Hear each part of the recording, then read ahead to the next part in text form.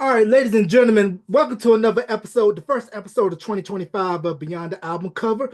Yours truly, Jay Mace, aka Jarrell Mason by some. We're going to get into the entertainment industry and be in the know of those and give them flowers while they're here to be celebrated. With me, I have no stranger to the podcast. Been rocking since our days in Greensboro. So, ladies and gentlemen, we have DJ B Man in the house tonight. He What's ain't come going off on? tour. He came off the crib. He don't want to tell you a little something about where he come from, because he's from. Virginia, Virginia. Yes, absolutely. All right, how you doing, bro? I'm well, man. How are you? I'm doing good, man. For first off, before we started up, Happy New Year to you. Happy New Year, bro. Happy New Year. Yeah, man. So how was 2024 for you, man, on a professional front? 2024 was pretty amazing, man. I can't. It was an equal balance for me. I got to stay home with the family, as well as I got to work, and I I was successful at what I did, so I have no complaints, man. God is the greatest. Yeah, man, God is good all the time. All the time, God is good, and you're gonna have a prosperous 2025. So let's Yeah. backtrack and let's talk about what took place in 2024. First off, 2024 was a great year for hip hop, especially towards the back half of the year. You had releases from some of everybody: LL, MC Light, Mhm. Common, Pete Rock, Paul Wall, Redman, Glorilla, Snoop, so on and so forth, Rakim. So, what was your take on all of the hip hop content that was coming out in 2024? And do you think that set the stage for more content to flow in 2025? Um, it's actually pretty great to see the legacy artists start to put out new material. You know what I mean? It's like music is, to me, in my personal opinion, is such in a weird space that the older are stepping up to the plate and saying, "Hey, let's show these young bucks how we used to do it, or how we can still do it and still be relevant." So it's really cool to see the legacy artists just make music and get back in the studio and not be afraid to put out music. And it's not like they're trying to be young and saying, "Hey, these records are going to go to the club DJs." These records are catering towards their fan base. So it's not them trying to be young. It's literally saying, "Hey, I got a fan base and my fan base love me and are going to support me. So let me put some music out." Yeah, they definitely know their lane. Some of my favorite projects of 2024, the Common Pete Rock collab, LL, Oh The yeah. Force, MC Light, Rhapsody, Please Don't Cry, shout out to the 252, and Yep. Redman dropping Muddy Waters 2, also Glorilla's new album. Yeah. And on the R&B side, Marsha Ambrosius project was incredible. Incredible. That was probably my favorite album of last year. The Marsha Ambrosius is crazy. Oh, I didn't know she put out a record. I'm definitely gonna have to stream Man, that and check it what? out. With Dr. Dre. Oh, word. All right. Yeah. Yeah, most definitely would have to check that out. And we were just mentioning before coming on that Luther Vandross documentary, Never Too Much, just Oh dropped on man. CNN last night. I'm sure it's Yeah. probably streaming for those of you Yep. that haven't watched it. And I had made a post on Facebook talking about how it was a special time in 80s R&B because Hmm. when you think back to radio, how you would hear him along with Sade, Anita Baker, Michael, Prince, Whitney, and then of course the early rap like Jazzy Jeff and the Fresh Prince, Houdini, Right. and then New Edition, Guy, Key Sweat, I'll Be Sure, all in one stop set. And what was crazy was you were able to hear all of that and it still sounded good when you heard it. So can we Yeah. talk about Luther's impact on not only R&B but music as a whole and how when that sound of R&B was dominating radio, and then when the emergence of rap and New Jack Swing came into play, it was still able to find its footing on urban radio. Yeah. You know what's funny? First off, watching that documentary, I never realized that Luther was from New York. I never knew where Luther was from. It was just like he's Luther, he's talented, and I never realized that he was on Chic. Well, a couple of Chic records. More so Changed than Chic. I didn't know he was on La Freak. I Want Your Love, all these records, Luther was on in the background. Like now that I watched the documentary, I'm like, I can hear it. I can definitely hear him now. You know what I mean? Mhm. But Luther in the 80s, late 70s, I mean, Man, what a voice. Like watching that documentary, I never realized how much of a perfectionist he was. You know what I mean? Like that dude literally sounded like the records. Like I'm looking at him sing live and I'm like, man, we don't have like let's keep it a buck. We don't have that type of talent anymore. You got a couple, but like to sing live and it was like flawless, man. Like it's effortless and flawless. Like I'm looking at him sing live and I'm like, how is he doing that? Hmm. Luther definitely shifted. He set the bar for vocals. He's just as important as Whitney Houston, Stevie Wonder. Um, I mean, a voice one of a kind. I don't think anybody can imitate Luther to a T. Like his voice was just one of a kind, man. And it was just special watching that special, man, seeing all that he went through and, you know, just how talented he was, man. Talent.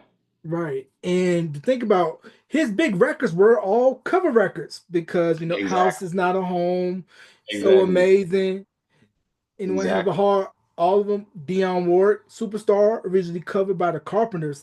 That's a sign to me of a great vocalist where you're able to take a already established record, flip it, and make it your own. And that's the crazy part. I didn't even know that until watching the documentary. I'm like, wait, some of these were original records. Some of them I knew, but the fact that he like changed the record so much, like they said, he made it his own. So to listen to those records is like, that's cool. And then you hear the Luther version and you're like, man, that's great. He slowed it down. They had it going fast. He slowed it down, made it super dramatic, and it's just a whole different song, man. So Yeah, yeah, and how David and Burt Bacharach, I'm for sure, was eating off of all his Dion covers. And the crazy thing about Luther was the pop side didn't really get to know of Luther until Here and Now became the crossover hit. Then, of course, Dance with My Father and everything happened after that with his stroke and subsequent passing. But Luther, up until Here and Now, I would say was definitely black famous because yeah, on R&B radio you couldn't go nowhere in the mid 80s, late 80s, early 90s without hearing Luther on the radio. right. Right. Yeah, I mean, listen, I say Luther is the soundtrack to every family gathering. It's weird. I associate Luther with riding in the backseat of my parents' car. When we would come home and we had a good 30 to 45-minute ride, I'd be in the back seat and they're playing Luther in the Quiet Storm. I remember hearing Superstar and A House is Not a Home every family function coming home. So those records I hold dear to my heart. Yeah. Right. And the crazy thing, how we mentioned how you heard all those variety of R&B acts in the 80s and 90s, it was Hmm. where MDs and PDs at the radio stations were older and they pretty much liked that buppy, adult, smooth, plush, lush R&B sounds. But once rap and of course New Jack Swing came in, that was when the shift flipped it where R&B became more youth oriented, more aggressive because it started to adopt to the hip hop beats, first laid down by Full Force and then took it to the next level with Teddy Riley and Guy and all the projects that he worked with. So it was a interesting dynamic to see that flip once 86, 87 hit, especially For sure. when Keith Sweat and Make It Last Forever came out in 87. For sure. For sure. For sure. Nah, I agree with you wholeheartedly. Yeah, I don't know if I told you this story, bro, but back in the day in my little hometown, North Carolina, Keith Sweat had came to perform at a local nightclub in Pleasant Hill, North Carolina. This was right around where either Make It Last Forever was first getting ready to drop or drop, but didn't peak yet. So Okay. folks that went to the club that night heard "I Wanna," "Make It Last Forever," "Right the Wrong Way," all the songs we know as classics now before Keith Sweat really took off. Right. Oh, that's cool. That's super cool. Man, I So would he was love to probably been a doing fly like on a the wall. promo run or something. Probably a promo run, but just to think about it, you get to hear these classic records before the album really took hold and what we think of as on top of the Mount Rushmore of New Jack Swing, that album, I'll Be Sure in Effect Mode, Guy's debut album, Any Heartbreak, and then I'll put Don't Be Cruel on there as well. Oh yeah, for sure. Those are definitely top some of the top New Jack Swing albums. I think mine, I mean, by default, is probably Guy. The first Guy album is just Mhm. incredible to me.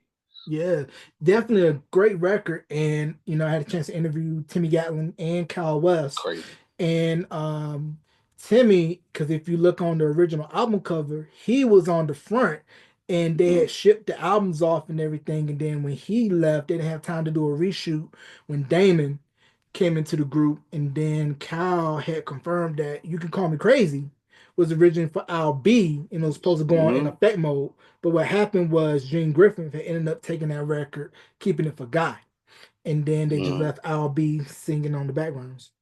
Yep, yep.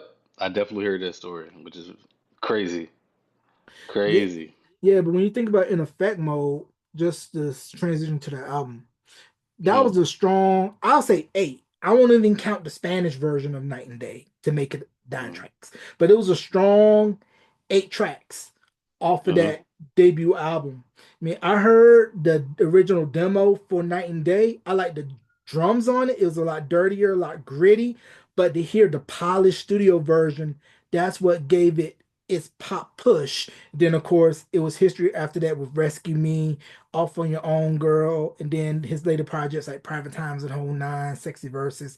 Then of course him, putting on Jodeci and Devontae had did production work on Private Times, and then I believe if you listen to the Misunderstanding remix, you hear Jodeci singing on the backgrounds. I'll be, mm. we misunderstand you, Yep, and you for just sure. think, four country boys from North Carolina get transformed and being the bad boys of Yeah, R&B.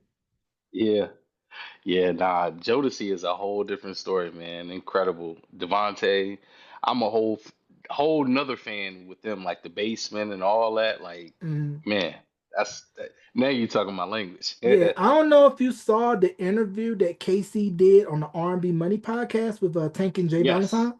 I did. Yeah, definitely a dope interview. I saw that and everything just to Hmm. hear their story about how they drove from Charlotte all the way up to New York to get a deal. And it was, I believe, Kurt Woodley, who was at Uptown, brought him in, heard him sing, and then brought him Fell to, asleep on them, right? yeah, fell asleep on him. And then I think it was Heavy D, Heavy rest in D. peace, had heard him sing. And then Heavy brought him to Andre Harrell, rest in peace. Yep. And of course, the rest is history. Yeah, man. That's somebody I always talk about, man, that doesn't get enough credit, man. Heavy D did a lot for the industry, and I think a lot of people forget how big Heavy D was at one time.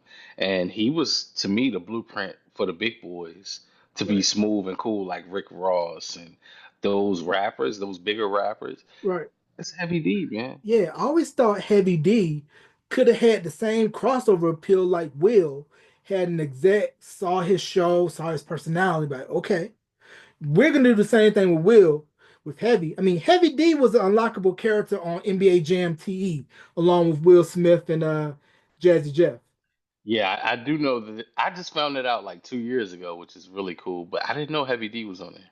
Yeah, Heavy D was on NBA Jam TE along with Ant Rock from Beastie Boys. Oh, wow, that's cool.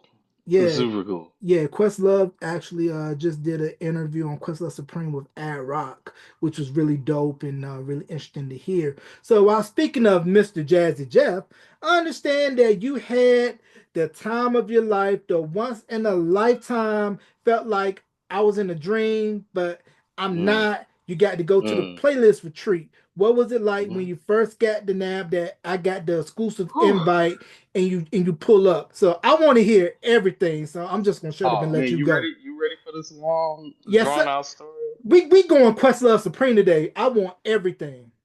Okay, cool. So, man, so first off, when they fly us out, they fly us to Philadelphia. So they got the guys like, "Hey, are you here?" with the signs and all that. I pull up. I have a driver driving me to Jeff's house. Jeff's house is about 45 minutes outside of Philadelphia. So we're talking, I'm talking to the guy, and he's telling me, the driver, he's telling me, hey man, I drive for this person. I used to drive for Boys to Men and X, Y, and Z. And he's telling me about their different personalities. Cool. And he's like, I'm actually just filling in today. So we kind of get to where Jeff lives, and it's a rural, very rural area. And we get to the road. I'm like, wow, this is a long driveway. There's two houses, and then there's a long driveway, right? Mm. So we pull in, we drive in. He gets out, gives me my bags.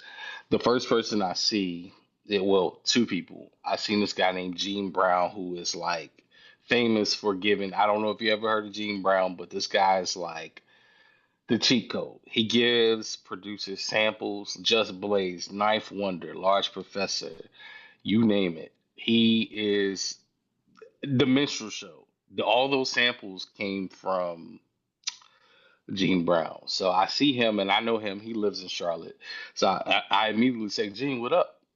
The second person that's with him is Maceo from De La Soul. The first two people I see. So I'm like, wow, I've never met Maceo from De La Soul. I said, hey man, I'm B Man, nice to meet you. And he's like, man, nice to meet you too. Da da da. He gives me a little rundown. Super nice guy. He's like, yeah, man, go ahead in. So I stepped inside of Jeff's house. Now I'm seeing Grammys on the wall. I see like a music room, and they got like a registration table. So um, his wife comes up to me and she goes, hey, you're B Man. I'm a fan of yours. And I'm like, what? And we do all this paperwork, sign NDAs for equipment that we can't um, let people know that it's coming out. It's probably out by now. So we're just in there talking. So they're like, leave your bags right there. We got somebody taking your bags, and here's your swag bag. So they give us a bag, a Colgate bag, and it's got a hoodie, it's got shirts, it's got Colgate products, it's got a massager, and she goes, yeah, you can go out there, Jeff's out there, get you a drink, take a picture at the photo booth right here. Jeff's right there playing music. So I step outside, I see Jeff. I'm like, oh wow, that's cool. Say what up to him. And then as soon as I step out, somebody that I met online noticed that I was there and they ran up to me. He goes by the name of DJ Luciano Sola, and he was the first person to run up to me. He's like, "Man, I was hoping you were coming, bro. I definitely wanted to meet you, and it was an honor to meet him too, because I wanted to meet him." And he's like, "Bro, did you get your massage yet?" I'm like, "Massage?" He's like, "Yeah, you get a complimentary massage as soon as you come here." I'm like, "What?"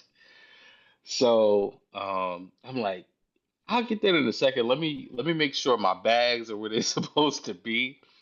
And I was like, I'll be right back. So they in the back of his house, they had like campers in a Mm. circle. Right. Everybody stayed in these campers. So I go to my camper, my bags aren't there yet. And I go in, I'm like looking at my roommates. So who's gonna be sleeping in my camper with me? Because we have roommates. My roommate is David Banner. Oh. Um, this dude named Scratch Bastard, world famous. A dude named Max Bierk from a group called Moonchild, Grammy Award winning, and DJ Terry Hunter from Chicago, Okay. house DJ.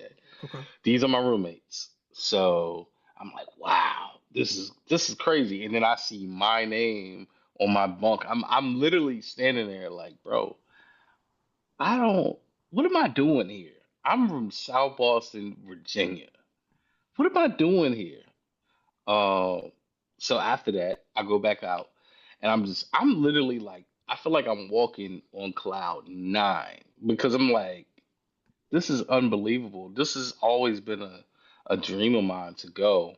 And oddly enough, me and my wife were selling our old house, um, when I was there. So she was allowing people to do walk-ins to our house, visit our house to see if they wanted to buy it, picking up my daughter from daycare and working.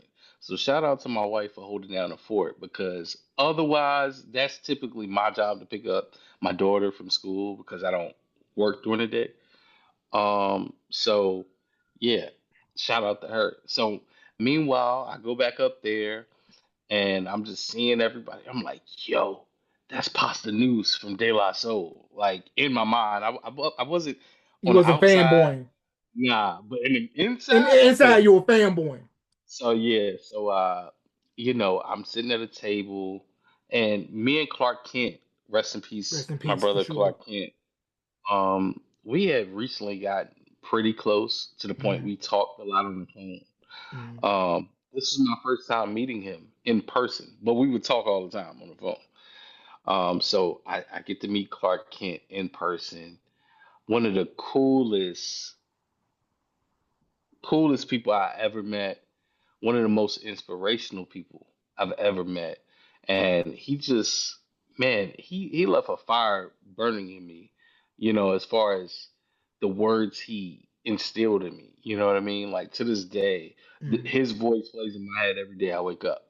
I didn't know him that long, maybe 2 years. Um, but such a good dude, man, and will connect you to anybody. Right. Um, and that was just really good to chop it up with him. I want to say 2 weeks before he passed, and Mm, it was surreal. But something in me when I seen him, I said, "Man, Clark's always been a bigger guy." And when I seen him, I'm like, "Man, he seemed smaller." And his voice was faint. He seemed a little slower than usual. I'm like, "Is Clark okay?" And I said, "Nah, he's all right. I'm bugging." right. And so and the crazy part, nobody knew what was going on, but Yeah. his closest family, Yeah. and just having conversations with him. Um, and this went on every day, man. It was sponsors out there. You would have people like Pioneer, Serato, Roland, Ableton, um, Warm Audio. All these people were at Jeff's house, and it was literally like his backyard was where we stayed and where we hung out. Like, and you had access to his house. Like, if you wanted to walk in his house, you could walk in his house, and it was 24/7. Granted, nobody after everybody went to sleep, nobody disrespected him and went inside his house, but he had his basement open, so you go in his basement. He had Gene Brown down there selling records. He had Serato doing videos that are on YouTube right now, and it was literally open bar all day, all you can eat food all day. Wow. It was so much food to the point you're like, yeah, I'm not hungry. I just ate like 20 minutes ago. Desserts, um, you know, and then he had a studio. You get to go in his studio, and which he turned a garage into a carport, like well, into a studio. Mm, And this is when I'm first getting there. I walk in, it's Young Guru. It's Pasanus, it's Maceo, it's David Banner, it's Clark Kent, it's DJ Khalil under Dr. Dre. Um, you name it. All these Kalen Ellis, who's on YouTube, well, TikTok and things like that. All these people that you see on TikTok, Instagram, YouTube, they're in there and we're just vibing and everybody's playing new music for everybody and just getting critique, man. And everybody was super, super, super cool. Like, and it was to the point you could tell these people, hey, man, I'm a fan of yours, and they're like, nobody gave you the cold shoulder. It was like, yo, if you're here for a reason because Jeff is not just inviting anybody to his house. Like, you got to be special to him to be yeah. here. Yeah, you got to be one of the ones, and your work speaks for itself. The proof is in the pudding. So, Wow. was it where one person that was at the retreat that you felt like, nah, they too big time for me to go up and speak to them, or were you kind of hesitant to go up and say, hey, Yeah. You know what's funny? Uh, Spinderella was there from Salt and Pepper, ooh, and I'll never forget. I had woke up one morning, so they had like these porta potties, but they had showers in them and stuff mm, out there for us. I'm going. I haven't even brushed my teeth. I'm like carrying my bag. I'm going to the thing. I'm like half asleep. I'm like, hey, Spinderella. I'm like, yo, that's Spinderella. You know what I mean? And these people were coming in different days. Not everybody got there on the first day. So it mm. could be the third day there. And then you see somebody, you're like, what? When did you get here? One night, Jay Farrell popped up. Jay Farrell, just the comedian, hung out with us from Hmm. Saturday Night Live. Black Thought was there, just popped up, Ooh. and he's hanging out with us, like hopping in studio sessions. Everybody was working on music, and he's like, "Hey, can I get on this song?" Like, and it's like asking you to get on your song. You're like, "What? Can you get on it?" Of course. Freeway one night popped up. Um, Styles P popped up one night. We had a drink. We cheers together. Me and Styles P. Um, I mean, man, it was so many people. Like to the point. And then you had panels. So this would go on all day. It was like an itinerary. You wake up, you have breakfast, and then it was literally like, okay, you want to go work out? We got a workout schedule. We got a trainer here. You can work out, or you want to make music? Go in the studio. It's literally whatever you want to do. But we got multiple things. Oh, you want to meet the sponsors from Ableton? Oh, they're in there. Go in there, talk to them, and then you would go in there. They would give you free stuff and say, hey, it was more so of a networking thing. Oh, you Hmm. use Ableton? We got this for you. Oh, you use Serato? We got some records for you. You want to shoot a video for the website? What? Um, and it was panels. Like we had people from who helped with the invention of AI. I think they were the first day. Ron Leslie came. I've never met Ron Leslie a day of my life until the retreat. He was super nice. He spoke. You had, like I said, Black Thought, Styles P, Grandmaster Flash came. That was probably I want to ask you about Grandmaster Flash. What was it yeah, like when he acknowledged your work and like this is the man who invented what you all are doing? Quick mix sure, theory, all sure, done trial and error, no books, no nothing. If you have not seen the interview that he did on Sway in the Morning where he broke down quick mix theory and gave a demo, I suggest you do so or you be yeah, stranded, just like sure. Caruso. Shout out to the Juice Crew and just what was that like, just knowing that Grandmaster Flash is an admirer of your work?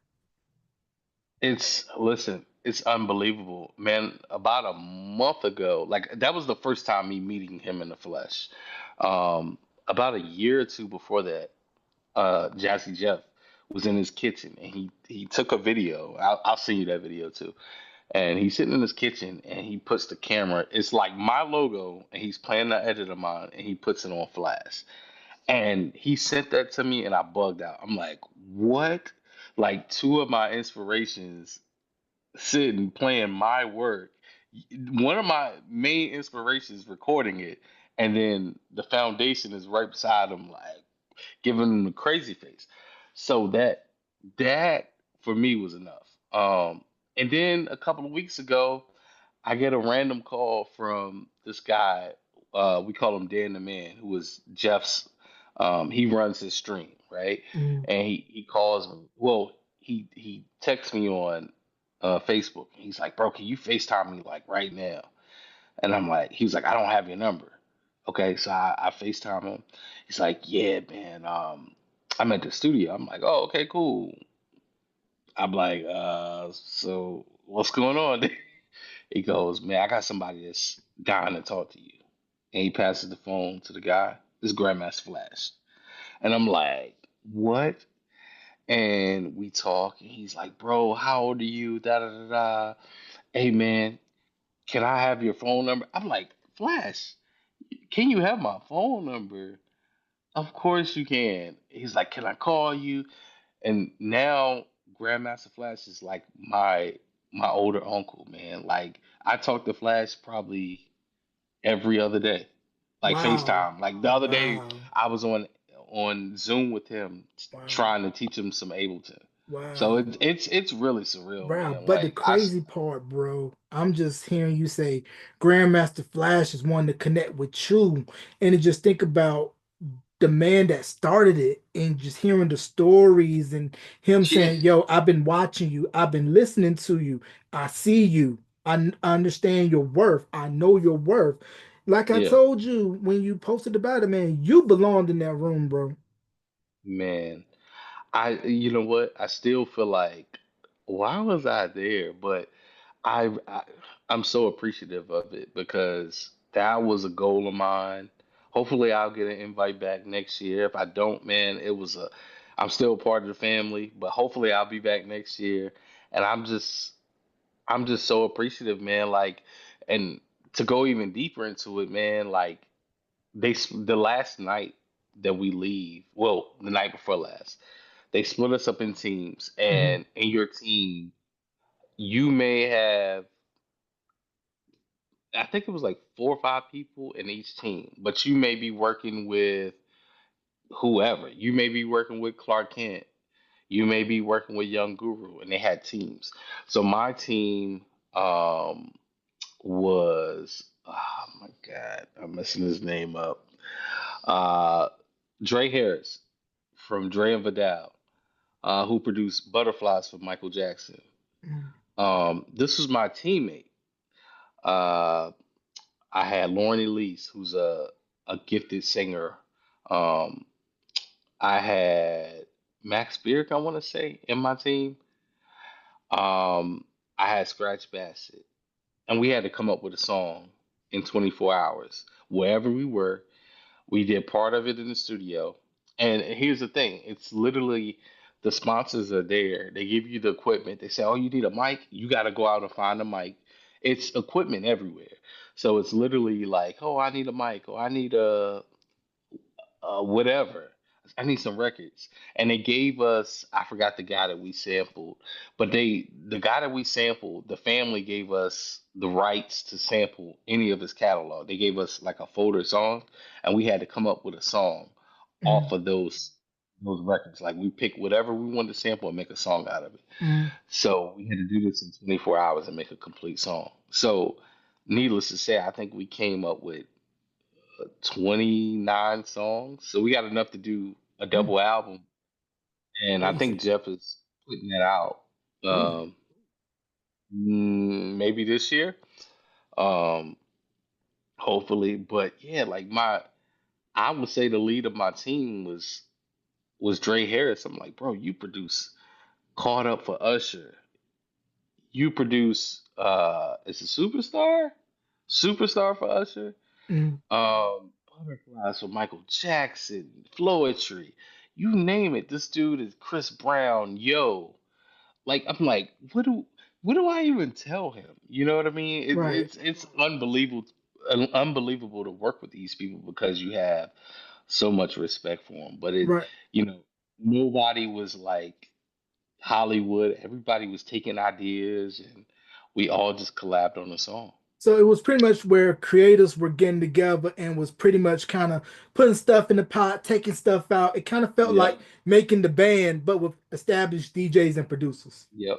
And it was all, hey, let's exchange numbers. I remember Maceo was like, yo, take my number, man.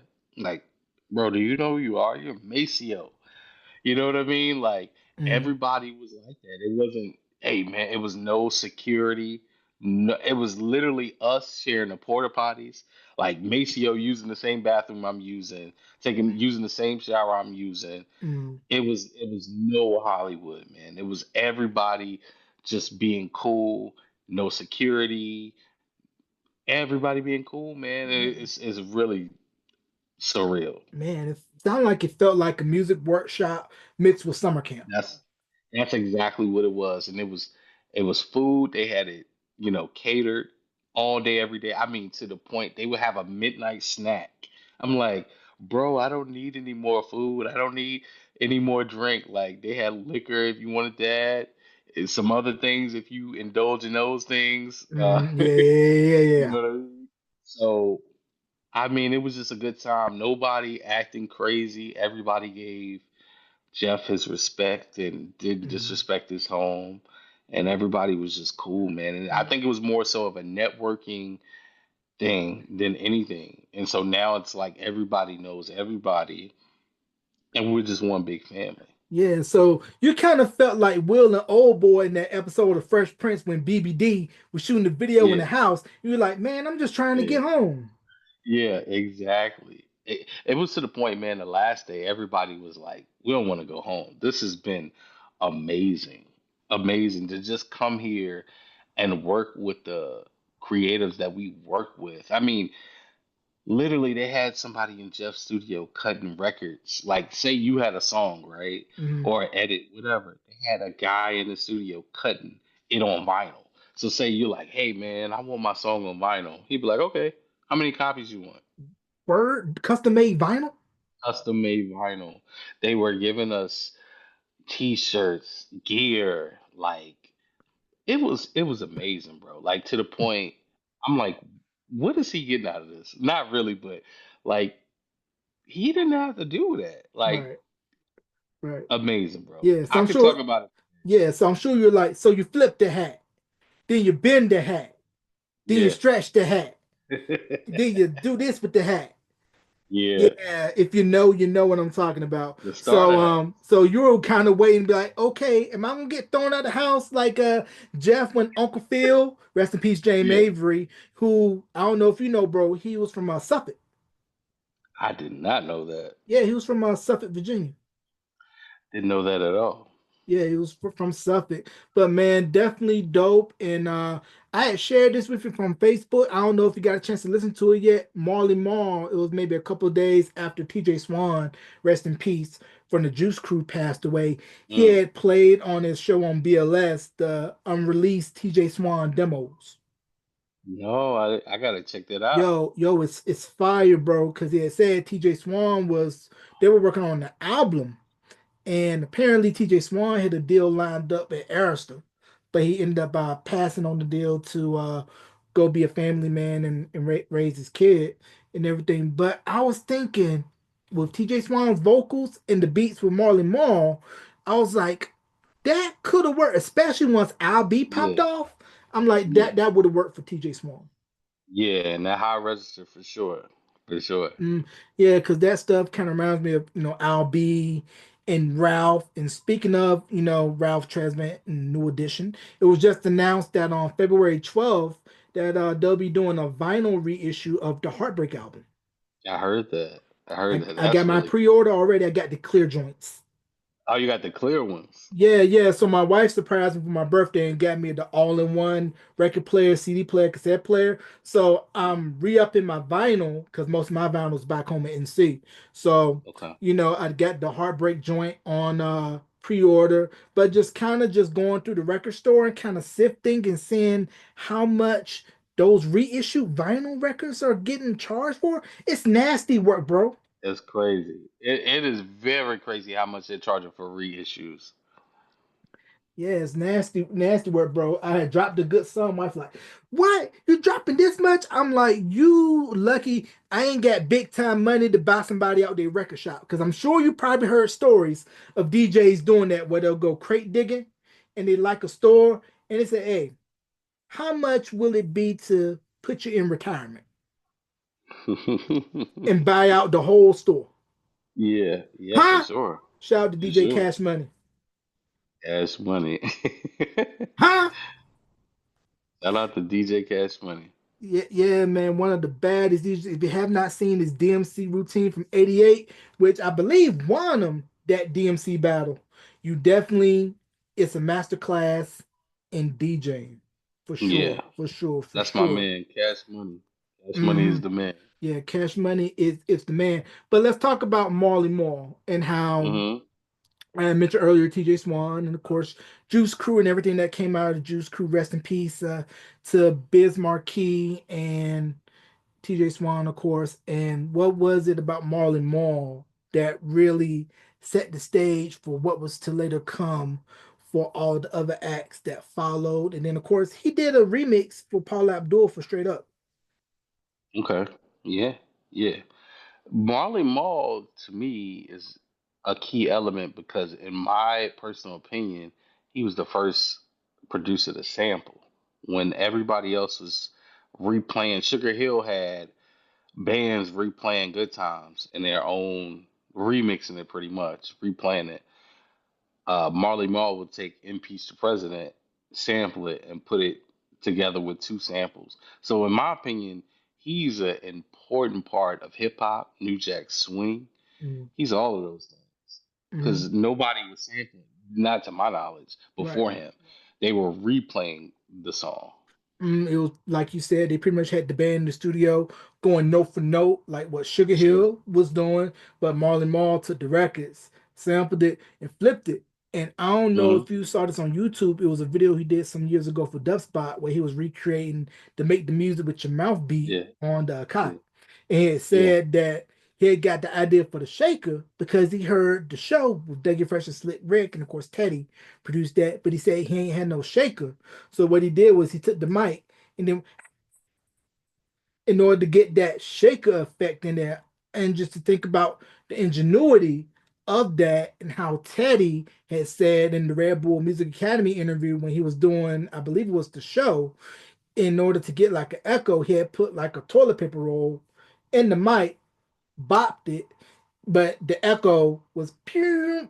It didn't go, but just to think how they were able to work with the tools that they had, given the technological limitations of the time. This was back when folks were still making pause beat tapes where you would record, loop, record, loop until you got it Hmm. enough to where it was like maybe 3 to 4 minutes of the song after pausing and recording a particular loop on a record. For sure. I mean, technology has come so far, man. I think they said they made that first Guy album. I know Make It Last Forever was made supposedly in Teddy's mom's house in that Mm, apartment in the first Guy album, if I'm not mistaken. yeah, yeah, I And think Don't Be Cruel was that's made there too as well at the gonna be St. Nick's cool too. Projects. Yeah, that's so great. I mean, now you can buy a computer and an interface and record wherever you are. Mhm. But back then, to make records that are that impactful anywhere, that's crazy. Yeah, because I know when I interviewed Kyle West, I asked him about the making it in effect mode. He had said that they had recorded a good chunk of the record in the bedroom studio. And then, of course, when Al B got his deal, they, of course, went to the big studio to polish it up, give it that pop sheen, that pop touch. And, just thinking, like you said, how it was pretty much do it yourself and you work with what you had, and just thinking about the Latin Rascals and how with their edits, how they were doing it all on splice tape, razor blade, and you had to be really crisp, clean, and Crazy. precise with those edits because if you spliced the tape wrong, you were through. And then the version of Push It, It was a we rap. yeah, it was a wrap. But and then the version of Push It, we all know and love today.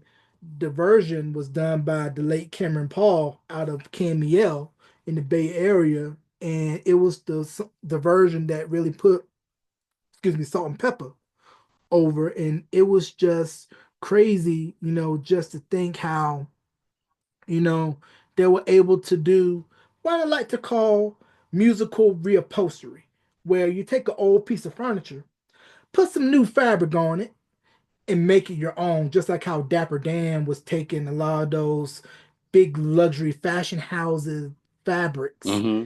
reupholstering it and making it appropriate for hip hop. And it's good to see Hmm. now Dapper Dan really getting his flowers and getting celebrated by Gap and all the fashion houses that was trying to dismiss him back in the late 80s when he was pretty much saying, we're going to make your style hot and you're going to come to us. You're not going to see it now, but you'll see it later.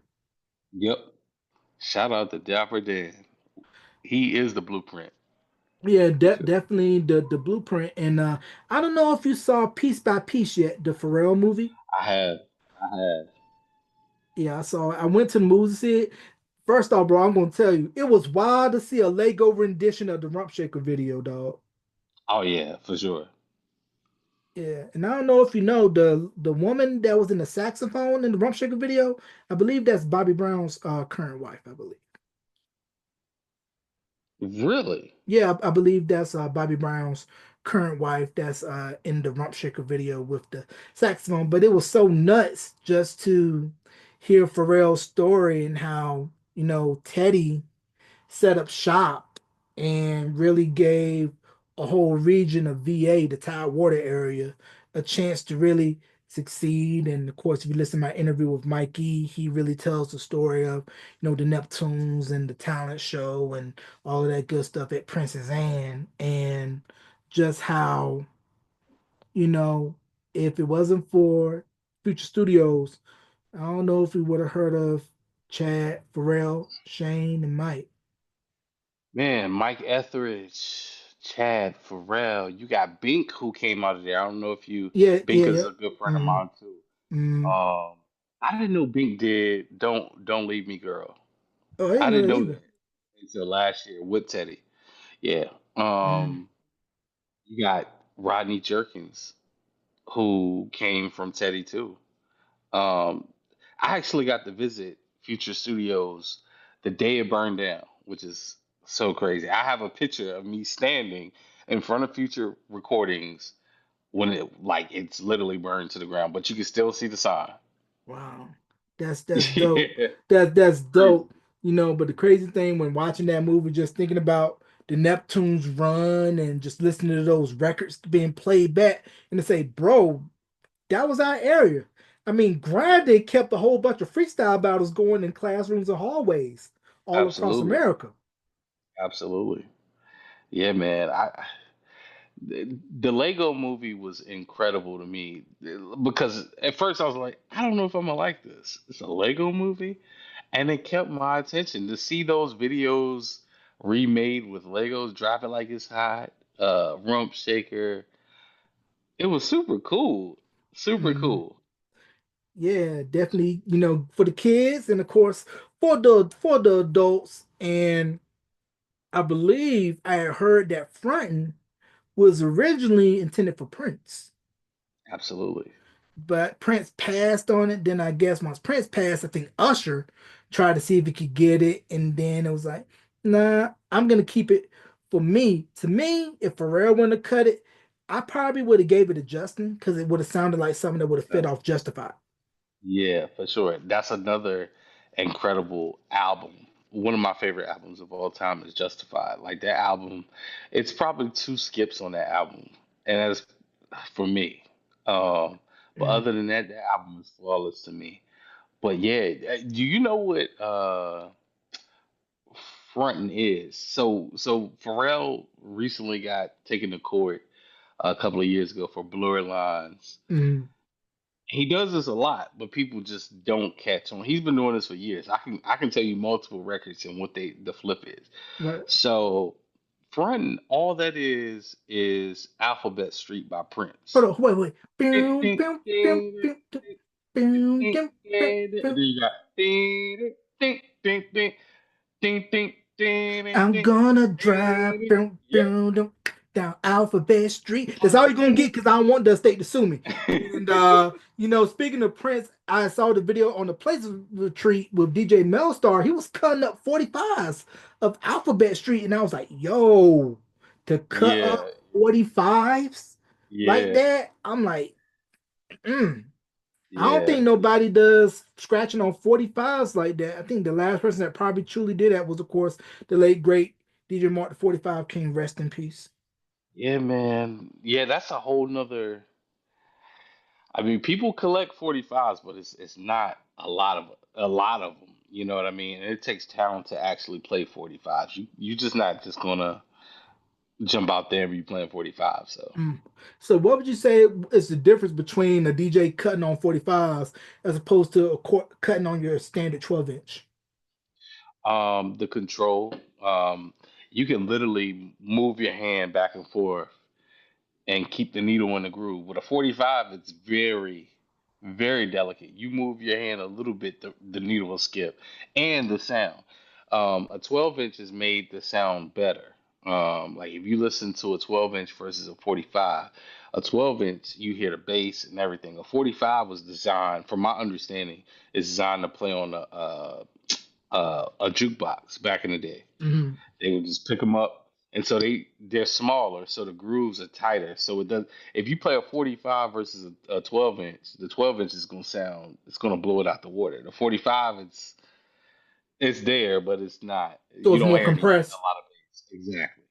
Yeah, more compressed because you had to cram in more in less space. While the 12-inch, we got to thank Disco for that, was made Yeah. to extend to keep that four on the floor going. Shout out to Tom Moulton, who was pioneer of the 12-inch, and you can catch a throwback Yep. interview that I did with him on the Time Machine. It's on YouTube somewhere, and you'll definitely get to hear about all of that. Now, I don't know if you know that um, there was a group that was signed to LaFace. It was like around 91, 92, and it was like they were pretty much like Jodeci, but harder edge in terms of sound.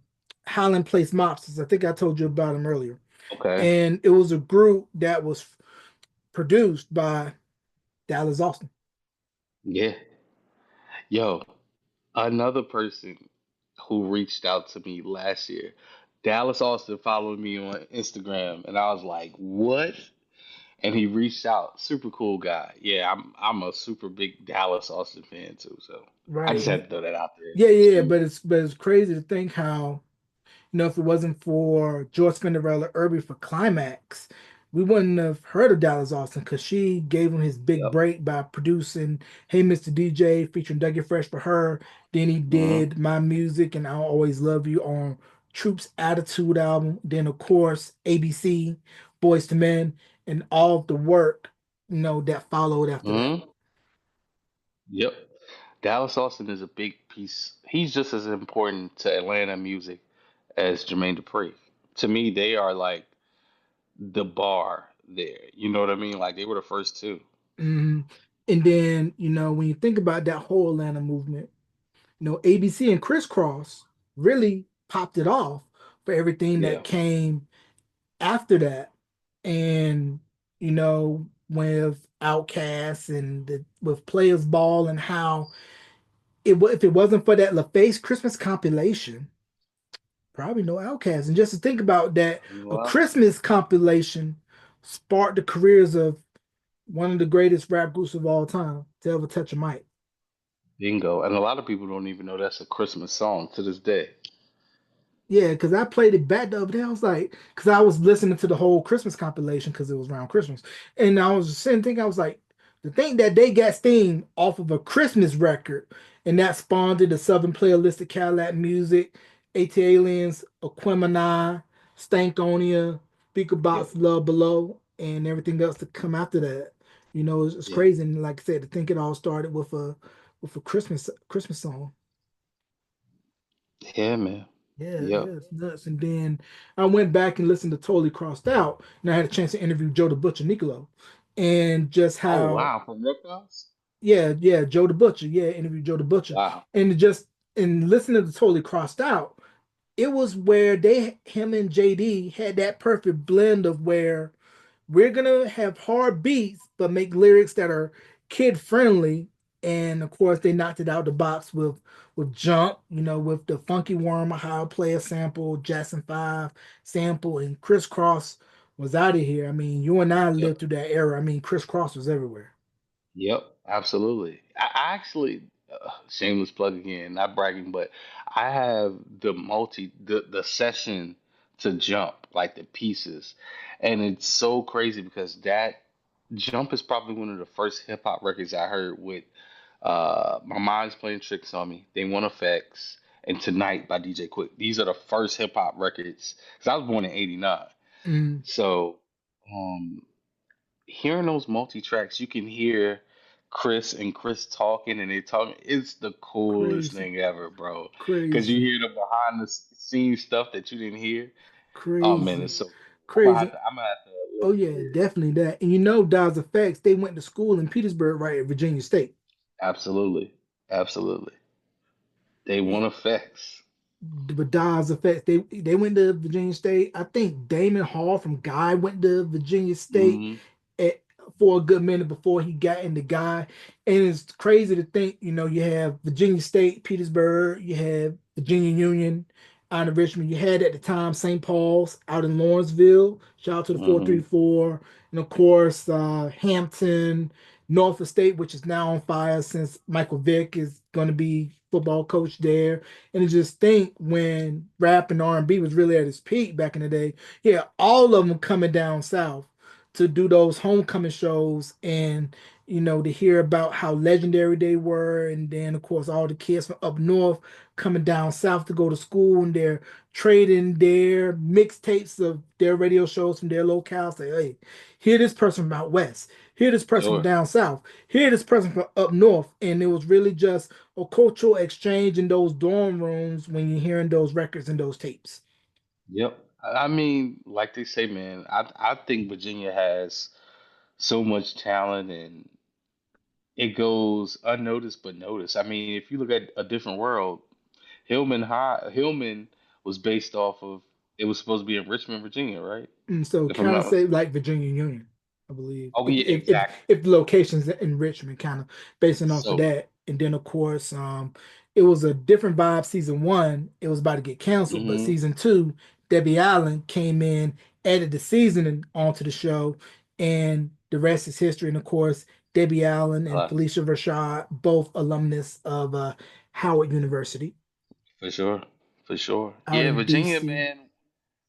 I always say we got something special to offer, man. We are like, it's so much talent out of Virginia, and like you was just talking about Future Records, and man, sports, music, but we don't. It's not. It's crazy. It's a scene there, but it's not a scene there. It's no music executive office there. It's not an MCA Records. It's not an Epic Records there. But there's so much talent there. Mm, yeah, and it's crazy, like there's a demo on YouTube. I don't know if it's still on there or not, but it was of SBI surrounded by hmm idiots, and it was pre-fame Pharrell, pre-fame Timbaland, and hmm just to kind of hear their early beginnings in those records, and you're like, oh, they gonna be something Yeah. special.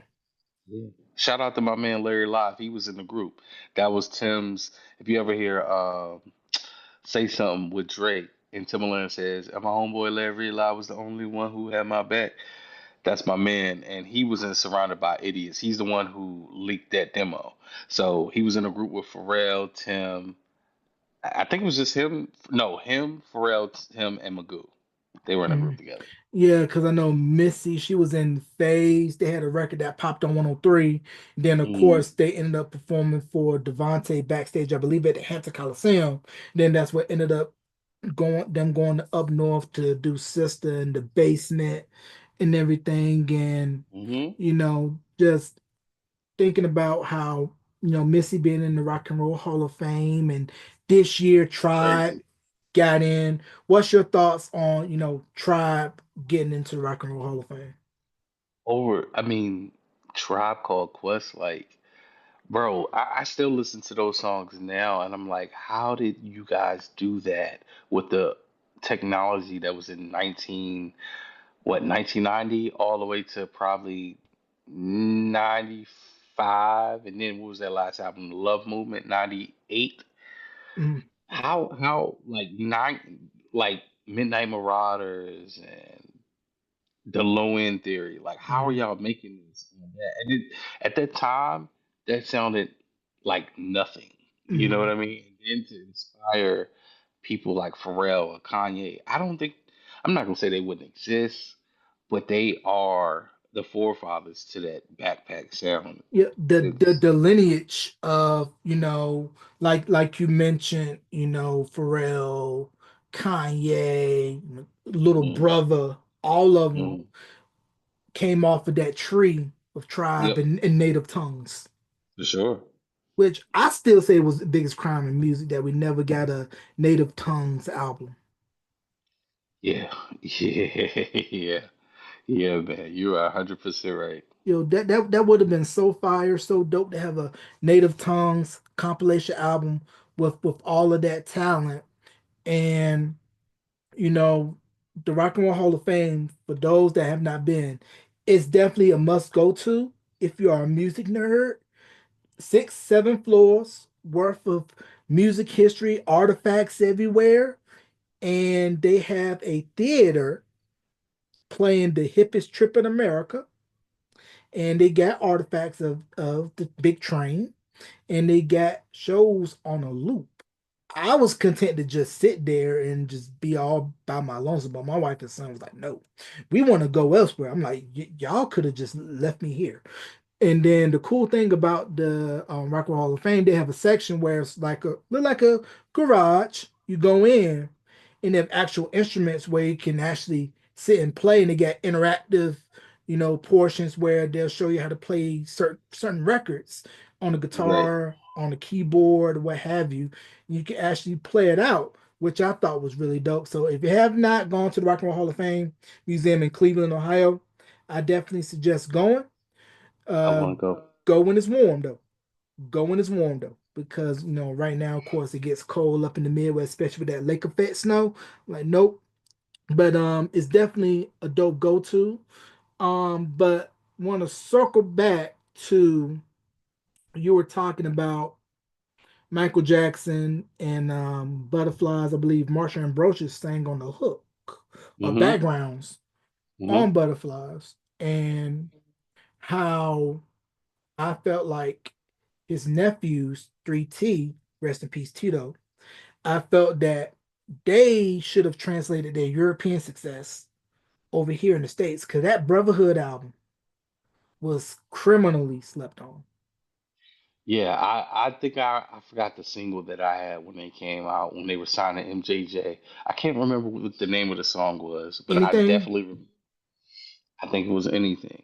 And when they came out, I thought they were going to be huge. Apparently, they did well overseas, but it didn't do well here. I don't think. Yeah, because they were like huge in Europe because this was right around before pop really circled back over here in the States with Hanson and Spice Girls. And then, of course, Backstreet and NSYNC had to go to Europe first, cut their teeth, Mm-hmm. and then became big in America. But this was right around when Take That, Boyzone, E17 was popping off in Europe, and 3T Yeah.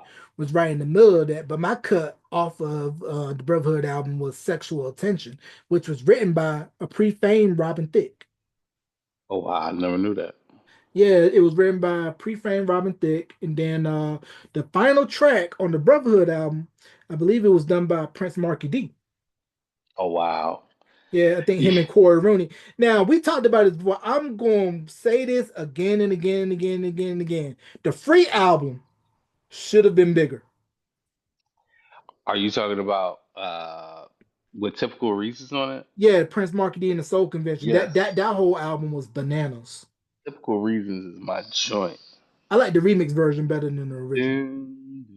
Dun, dun, dun, dun, dun, dun, dun, dun, dun. Where it got catch the beat under it. Mm. Yeah, but the crazy part is a lot of people tend to get him and Heavy D confused a lot. They were That's like, crazy. Two different yo, people. two different people, two different styles, but they definitely, had their own thing. And I want to ask you about the Heartbreak album. We had mentioned that, is getting reissued next month. What Hmm. was it, in your opinion, about that album that really solidified New Edition status to say, hey, we're not kids no more. We're grown men, and our music and our style is going to reflect that. I mean, literally just the photo shoot alone, like their whole style changed. If you look at the album cover, they're sitting in front of these fancy cars with suits on. Um, the style of the music changed. It wasn't popcorn love anymore. It was if it isn't love, and it was a change of producers. They weren't working with what's my man's name? Maurice Starr. Old head, Maurice Starr. It was Jimmy Jam and Terry Lewis. So it's a whole change, man. They definitely did a wardrobe change and rebranded and came out with a really good album. Because originally Johnny was signed to MCA as a solo artist, and then of course, as we saw in the New Edition story, Ralph was cutting a solo record. I believe ended up getting shelved, the Living in the Dream album. Yep. And the rest was thinking like, hey, what are we gonna do if Ralph goes solo? So they ended up pulling Johnny in. And then I believe it was Gerald Busby who convinced Ralph, give me one more indie record, and then we're gonna do your solo record. And Yep. when thinking back in hindsight, it was where both met at the perfect time because it gave Johnny a big profile boost because his first two records were good, but the problem with Young Acts sounding mature is to find music in that sweet spot where it's not too kiddie, but not too Hmm. adult. And he gave New Edition that sound that they wanted to show, hey, we're grown up now. And it was a perfect marriage. And then to For sure. top it off on that, Prime Bobby, Hmm. Prime For sure. Bobby, For Prime sure. Bobby Beresford Brown If it wasn't for him, no Usher, no Chris Brown, Yep. no Bingo. Trey Songz, no Yes. Marion, Yep. no Mario. Yep. He set the blueprint with Don't Be Cruel. And the thing on the Heartbreak tour, he was only doing maybe a 35, 40 minute set, Yep. but it was a hot 35, 40. Yeah, man. Yeah, I mean, Bobby is the original bad boy of R&B. No R. Kelly without Bobby Brown. Mm, Uh, even though I say R. Kelly kind of took from Aaron Hall more y- than y- anybody. yeah, yeah, yeah, yeah, Yeah. yeah, yeah, yeah, indeed. But Bobby, though, he had that combination of street and sweet with the production and the songwriting of LA and Face. Yep. And For sure. how they were able to find that sweet spot. But I want to pay to see the demos, hear the demos if Babyface has them with him trying to do Don't Be Cruel and trying to be all hard. But Bobby just gave it that edge. Yeah. You know what's funny? Babyface posted a demo of him doing um the Whispers Rock Steady a couple of Mm, years ago. mm. And the funny part is I like his version better than the Whispers. I'm like, man, this sounds amazing as is. Yeah, I mean that would have been good on the Lovers album. Now that Hmm. I think about it, or had the Whispers would have passed on it, I could have heard Morris Day doing it. Yeah, definitely. Because definitely Definitely. had that ting, that vibe, and we mentioned Maurice Starr earlier, and how I feel not a lot of people give him his credit, his flowers, and Hmm. how if it wasn't for him, he wouldn't have been able to discover at the Hollywood Talent Night at the Strand Theater in Boston in 1981. New Hmm. Edition, because originally they didn't win the talent show. It was the Funk Hmm. Effects rap group that ended up winning, and New Edition came in second. But of course, the audience was so overwhelmed in their response and love for the group, they had the hindsight to say, "Hey, I'm gonna give them a deal." And then after things went left with New Edition, after the whole thing with Streetwise and the money and everything, he had the bright idea to say, "Let me take it over here to the pop side of town," which a lot of people don't know. New Kids was originally marketed as an R&B group put together and assembled to win over the R&B consumer. They did a Hmm. bootleg version of the Please Don't Go Girl video, which you only saw on BET because Columbia wouldn't give them no money because the first album flopped and they were about to get dropped from Columbia. But what happened Hmm. was a pop station out of Florida ended up picking up, started playing Please Don't Go Girl on the whim. And then that was when the record labels started getting calls from radio stations across the country, pop, say, "Hey, you got any more on them? We want to know more." And then that was the train that started the New Kids phenomenon.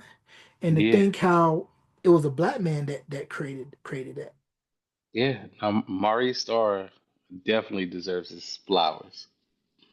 Yeah, For sure. definitely does. And I want to close out on this. I don't know if you saw the interview on All the Smoke with Uncle Luke, with Stat and Stephen Jackson. He had mentioned that I guess it's something in the works with one of the major movie studios of him doing a movie about his life and everything like that.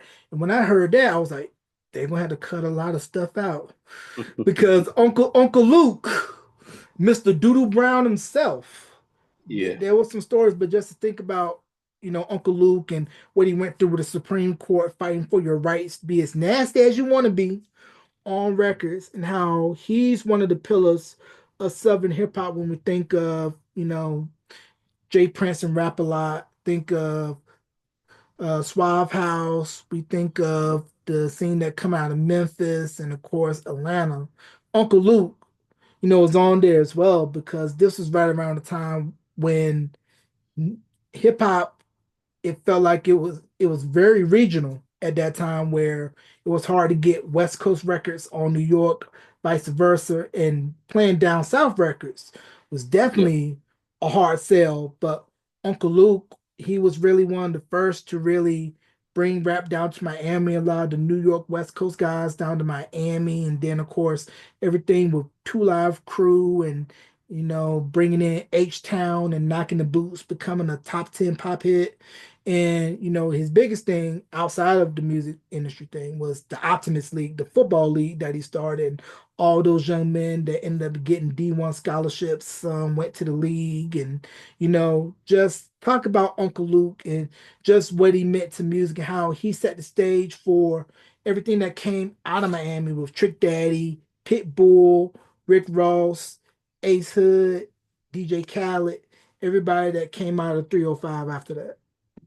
Well, to me, Uncle Luke is the blueprint to explicit music. Now, a lot of people would say Prince, I believe, I love Sexy album. What's the album? Sign of the Times, maybe was the first, maybe it was a Prince album. That was the first album that historically had the explicit lyrics on it. But I think the person who solidified that was Uncle Luke and the Two Live Crew. So I mean, him changing that and saying we can say this on record, we have the right to. I mean, breaking grounds. If you look at those old videos with him and he got the dancers half naked and they performing on TV and everybody's looking around like, what is this? um, we would have no Sexy Red and the artists that we have now if there was no Uncle Luke because he just changed so much, man, especially explicit music where you can say whatever you want without censorship and still get radio play and make a clean version.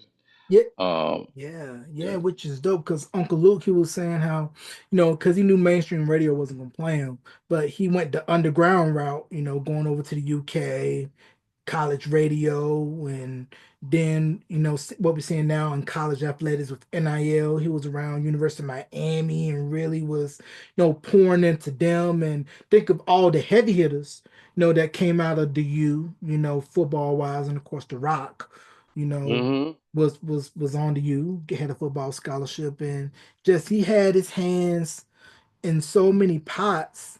And when he put out Banned in the USA, Bruce Springsteen gave him the green light to sample Born in the USA for that, because Bruce Yeah. Springsteen understood what Luke was doing and the fight he was going to. I mean, there were record store owners getting arrested for selling as nasty as they want to be.